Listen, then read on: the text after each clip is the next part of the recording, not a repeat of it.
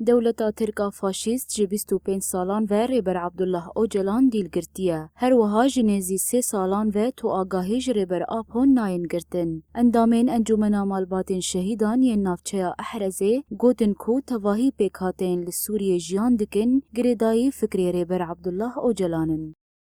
تجرید او پلان او فتنه دناف گل مدا پیدا دکن جواکه جری خستن قد بکن جواکه جی فکر و فلسفه ربر آبو دیر خینن لأما ام دبن ولاد ندوه هیویدا بن ام ملت کرد و حمی ملت العالم جواک حمی پیکاتن گهیر و دستور دنیا دا جیان دکن گریدای فکر و فلسفه ربر آبونه و ملت تم هر دم هر وقت لقادا بن د جهان دا و دنگ خواجی بلند دکن ام دبن وی سروک جیان نابه سروک رمت آمایه سروک جیان آمایه سروک هبین آمایه جعالیه کیدن و اندامین مالباتین شهیدان گوتن ام فکر و فلسفه ریبر آپو برنادن جبر ام به فکری ریبر مزن بونه.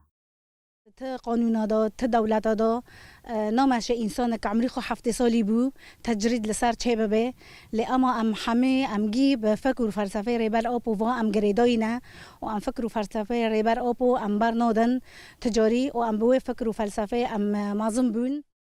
ریبر عبدالله اوجلان جبو گلی خواب دست خستنا مافو آزادیا گلی کرد دا کوشینکه به همپا مشاند. جبر حسکرنا ریبر آپو جب دست خستنا مافو دوزا کردی همو جیهان باندور بو. اونها هر کس لهر دورا جیهانه دا خوازا آزادیا ریبر عبدالله اوجلان دکن.